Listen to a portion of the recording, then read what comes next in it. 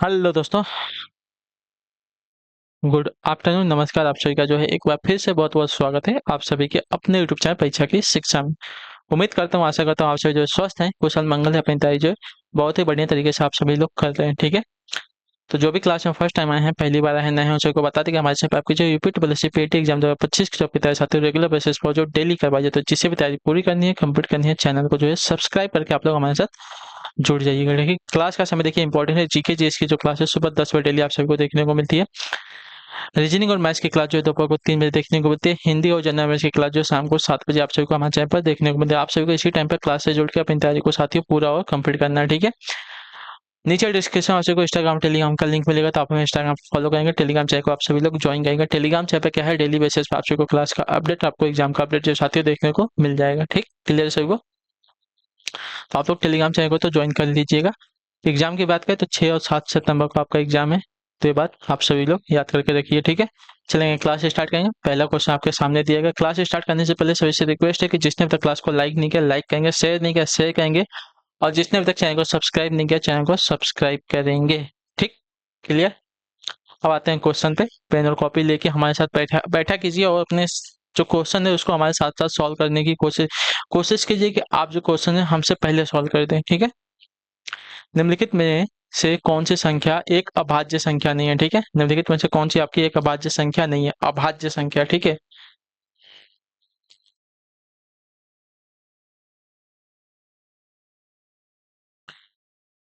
अभाज्य संख्या की अगर बात करेंगे तो अगर इसको देखेंगे, तीन तीन बड़े 24,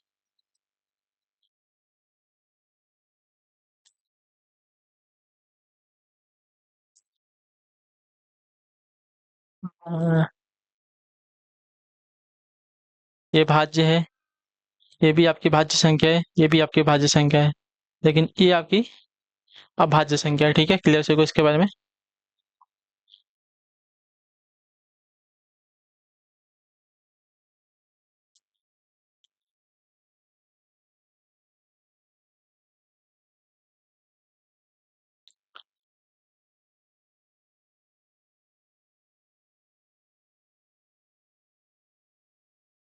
ठीक है,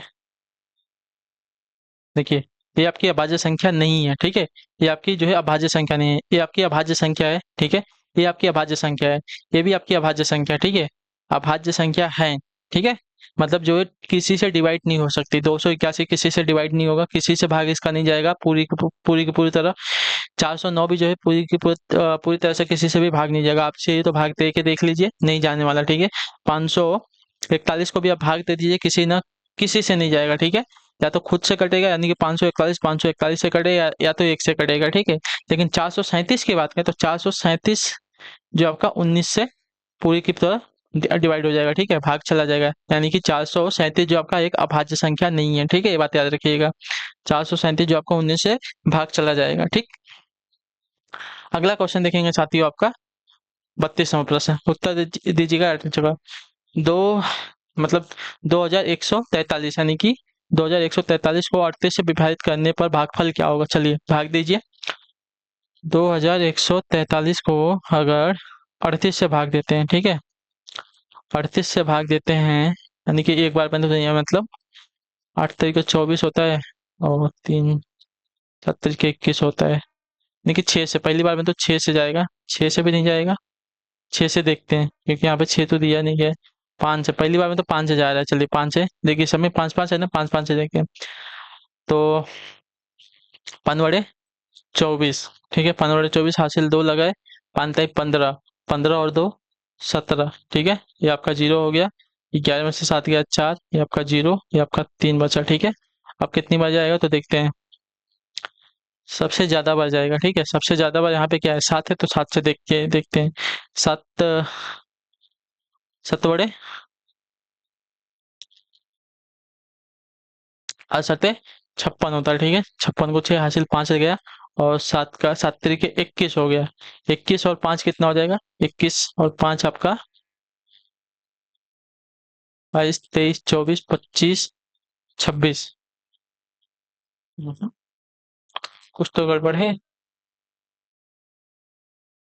38 में अगर 5 का भाग देते हैं तो कितना होता है? 1 मिनट। यहाँ पे कुछ तो गड़बड़ है।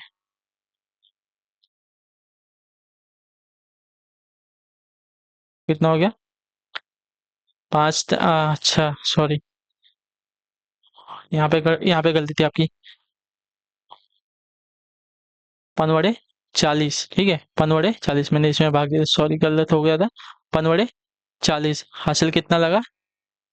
4, ठीक है, पनवड़े 40 हासिल लगा 4। और आ, पंद्रह 15, 15 और 4 आपका 19 हो गया, ठीक है, 190 आ गया। ये आपका 4, 11 में से 9 जाएगा तो 2 बचेगा, आपका यहाँ पे कुछ नहीं बचा, यहाँ पे 243 आ गया, ठीक है। अब देखिए 243 आपका 7 बार में तो जाएगा नहीं, ज़्यादा हो गया था। अब देखते हैं इसको, अगर 8 तरीके 24 होता है, 7 तरीके 21 होता है, 7 बार में अगर देखते हैं तो कुछ तो ज़्यादा आया था ना। सात, 7 56 आया था। और 7 तरीके 21, 21 और 5 आपका कितना हो जाएगा? 26 हो जाएगा, तो ज़्यादा बार जा रहा है, ठीक है। 7 बार नहीं जाएगा, 6 बार देखते हैं। 6 अठे 48, चौड़े 48 हो गया। और 36 18 और 4 22 हो गया। 18 और 4 22, यानी कि इसका भागफल आपका 56 आ रहा है, ठीक है। इसका भागफल आपका 56 आ रहा है, तो ऑप्शन नंबर आपका सी राइट होगा, ठीक। पूरी बात नहीं कट रहा है, लेकिन 56 आ रहा है। चलिए 33 नंबर, यदि भिन्न दिया गया है 1/2, 2/3, 5/9, 6/13 तथा 7/9 को उनके बढ़ते मान के क्रम में लगाया जाए तो चौथी भिन्न कौन सी होगी? चलिए उत्तर दीजिए। 1/2, 2/3, 5/9, 6/13 और 7/9 दिया गया है, ठीक है।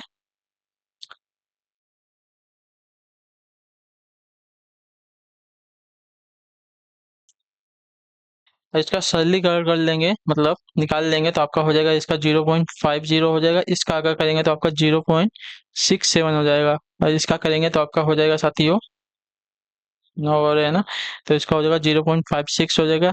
इसका करेंगे तो आपका हो जाएगा साथियों 0.46, और इसका करेंगे सरलीकरण तो आपका हो जाएगा 0.78, ठीक है। सरलीकरण कर लिए।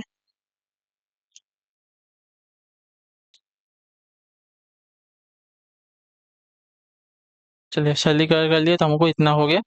अब देखिए,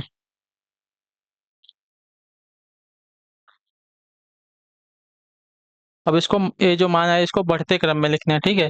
तो आपका सरलीकरण करने पे आया, जो आपका सरलीकृत मान आया है, सरलीकृत मान को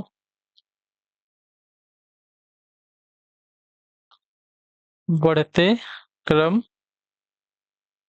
में लिखने पर, ठीक है, बढ़ते क्रम में लिखने पर आपका हो जाएगा, देखिए 0.46, ठीक है। इससे बड़ा कौन सा है? 0.46 है। 0.50, 0.50, 0.50 के बाद 0.56, 0.56, ठीक है, 0.56 आपका ये हो गया। 0.56 के बाद 0.67, 0.67 और लास्ट में 0.7 है, ठीक है। अब इसको अगर लिख लेंगे हम सही से, तो देखिए 0.46 किसका मान था? 6/13 का, ठीक है। और उसका 0.50 आपका था साथियों 1/2 का, ठीक है। और 56 किसका था? तो 56 था आपका 3/9 का। 67 किसका था? 67 आपका 2/3 का था, ठीक है, 2/3 का था। और 78 किसका था? तो 7 आपका 7/9 का था, ठीक है। तो चौथी भिन्न संख्या ना, पहली, दूसरी, तीसरी, चौथी, चौथी भिन्न संख्या आपकी 2/3 आ रही है, ठीक है। तो ऑप्शन नंबर आपका ए राइट हो जाएगा, ठीक। चलिए अब है 34 नंबर क्वेश्चन, यदि x का 10% आपका y है, ठीक है, यदि x का 10% बराबर y का 25% है तो इसका मान हमें बताना है, ठीक है। चलिए क्वेश्चन समझ में आया, सॉल्व कीजिए आप लोग।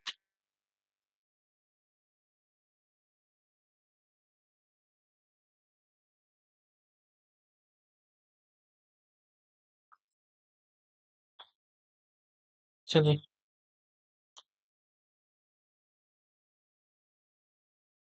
एक्स का 10% बराबर वाई का 25%, ठीक है। ये क्वेश्चन में आपसे पूछा गया है।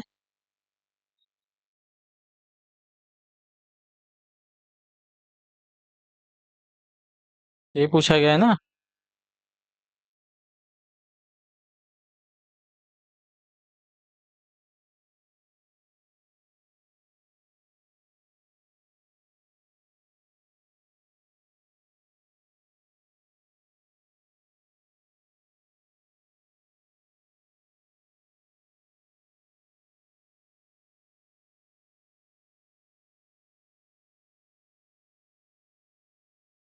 चलिए, अब इसको अगर करेंगे एक्स का 10%, ठीक है।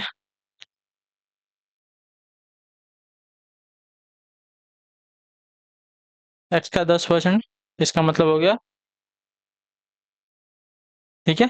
और वाई का 25%।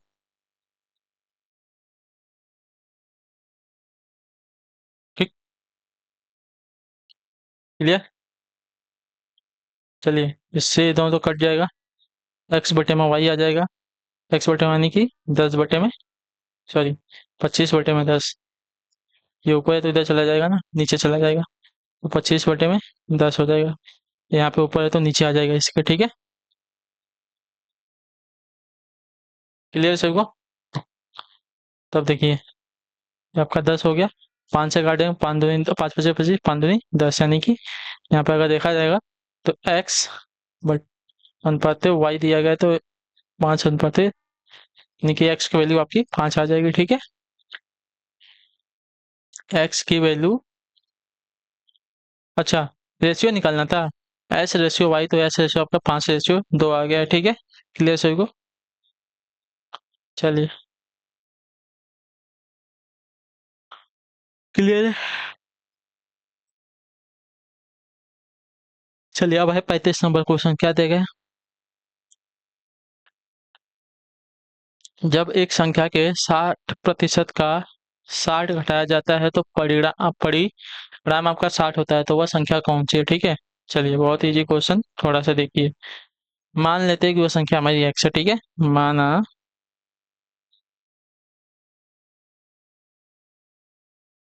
संख्या एक्स है वो, ठीक है।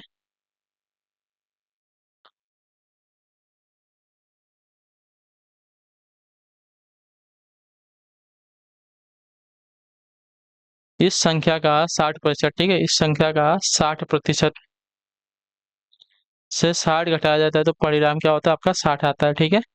ये बोला गया है। अब इसको अगर सॉल्व करेंगे तो वो संख्या हमें प्राप्त हो जाएगी, ठीक है। एक्स इंटू 60 बटे में 100 इक्वल टू, ये आपका इधर जाएगा तो प्लस हो जाएगा, 120 हो जाएगा, ठीक है। क्लियर है। अब इसको अगर काट लेते हैं तो 36 18, सॉरी, 20 3 60, 20 5 100, ठीक है। एक्स इंटू 3 बटे में 5 इक्वल टू 120, ये हो गया, ठीक है। अब एक्स को हम इधर रखते हैं, आपका 5 उधर लेके जाते हैं, ठीक है। नहीं, ये पूरा का पूरा उधर लेके जाते हैं, 120 इधर जाएगा तो ऊपर नीचे हो जाएगा, जो ऊपर था वो नीचे हो जाएगा, जो नीचे था वो ऊपर हो जाएगा, ठीक है। क्लियर सभी को।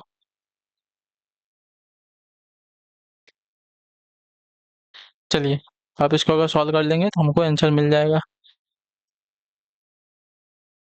अगर इसको इससे अगर काट दें, 3 चौका 12, यानी कि ये पूरा कट जाएगा, 40 इंटू 5 आ गया। तो 4 × 5 = 20, यानी कि 200 आपका आंसर आएगा, ठीक है। एक्स की वैल्यू आपकी कितनी आ गई साथी है? 200। क्लियर सभी को। तो वो संख्या हमारी 200 हो जाएगी, ठीक है। ऑप्शन नंबर डी आपका राइट आंसर है। वो संख्या हमारी 200 है, जिसका 60% में से अगर 60 घटाया जाए तो परिणाम हमारा 60 होगा, ठीक है। चलिए,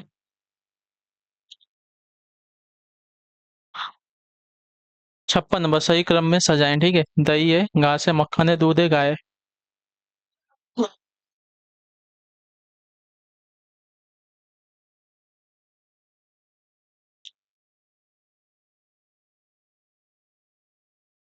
चाहिए, इसको सही क्रम में सजाना है हमें। तो सबसे पहले तो हमें गाय चाहिए ना, और गाय से पहले भी घास। घास खाएगी गाय, ठीक है। घास को जो है कौन खाएगी? गाय खाएगी, ठीक है। तो गाय उसके बाद क्या देगी? दूध देगी। दूध से दही बनेगा। दही से हमारा जाके मक्खन निकलेगा, ठीक है। तो BEDAC होगा, ठीक है।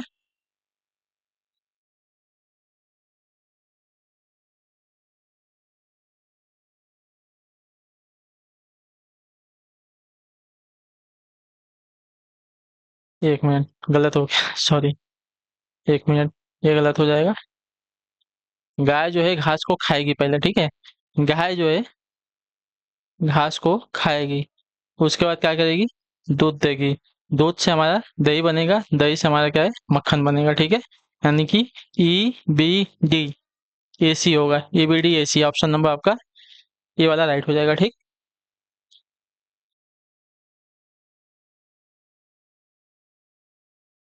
चलिए, अगला प्रश्न देखेंगे आपका 57वां प्रश्न। उत्तर दीजिएगा, राइट आंसर आपका क्या होगा, ठीक है। PQRS और T की अलग अलग लंबाइयां हैं, ठीक है। R T से लंबा है परंतु P से छोटा है, ठीक है। R जो है T से लंबा है परंतु P से छोटा है। R जो है T से लंबा है परंतु P से छोटा है, ठीक है। यस Q से लंबा है परंतु T से छोटा है, ठीक है। देखिए, यस जो है Q से लंबा है परंतु T से छोटा है, ठीक है। तो इनमें से सबसे लंबा कौन सा हो जाएगा? तो सबसे लंबा तो यहाँ पे P आ रहा है, तो P हो जाएगा ऑप्शन नंबर आपका C वाला राइट हो जाएगा, ठीक है। क्लियर सभी को? चलिए, ऑप्शन नंबर C जो दिया गया साथी आपका सही उत्तर हो जाएगा।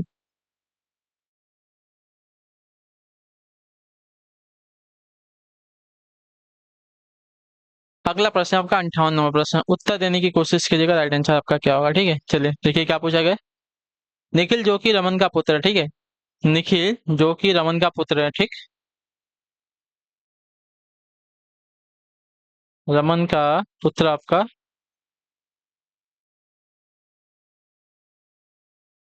निखिल है, ठीक है। निखिल जो कि रमन का पुत्र है, ईसा से कहता है, आपकी माँ रिया, ठीक है। आपकी माँ रिया यानी कि ईसा की माँ रिया मेरे पिता की छोटी बहन है, ठीक है। किससे कहता है?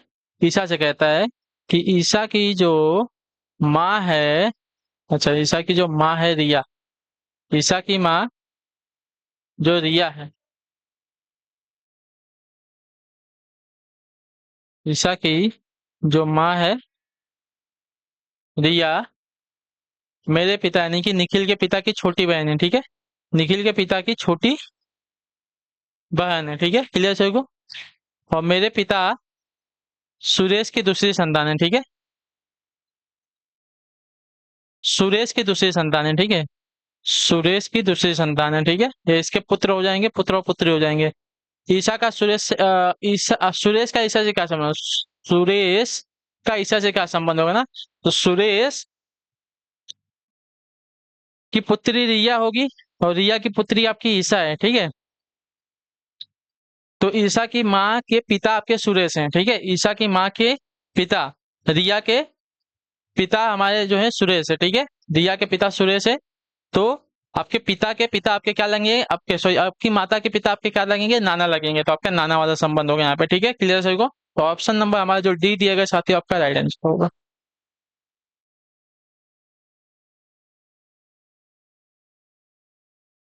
हो गया? क्लियर है? चलिए, बहुत ही बढ़िया, क्लियर होना भी चाहिए आप सभी को। अब आ गया है अगला क्वेश्चन 59 नंबर। क्या करना है इसमें?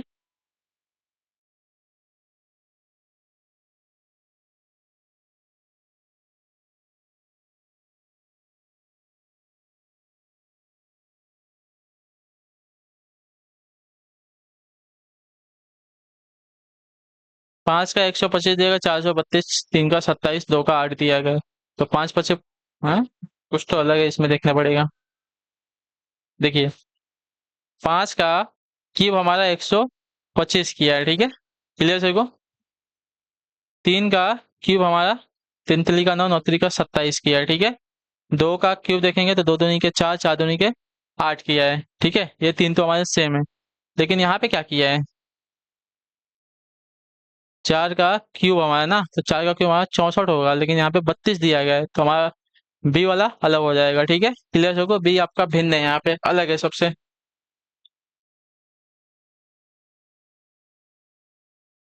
चलिए अगला प्रश्न आपका देखें नीचे। प्रश्न में एक और दो कथन दिए गए हैं। दिए गए कथन या तो स्वतंत्र कारण हो सकते हैं या स्वतंत्र कारणों के परिणाम हो सकते हैं, ठीक है। इनमें से एक कथन दूसरे कथन का परिणाम हो सकता है। दोनों कथनों को पढ़िए और तय कीजिए कि निम्नलिखित में से किस उत्तर का चुनाव इन दोनों कथनों के बीच सही संबंध बताता है, ठीक है। कथन एक ए दिया गया है, ठीक है। कथन ए दिया गया है, कुछ वर्षों के माध्यम पिछले कुछ वर्षों में मध्यम वर्गीय समाज के जीवन स्तर में वृद्धि देखने को मिली है, ठीक है। कथन बी दिया गया है, हाल ही के वर्षों में भारतीय अर्थव्यवस्था एवं लोगों की आय में उल्लेखनीय वृद्धि हुई है, ठीक है। पिछले कुछ वर्षों में मध्यम वर्गीय समाज के जीवन स्तर में वृद्धि देखने को मिली है, ठीक। हाल ही के वर्षों में भारतीय अर्थव्यवस्था में एवं लोगों की आय में उल्लेखनीय वृद्धि हुई है, ठीक है।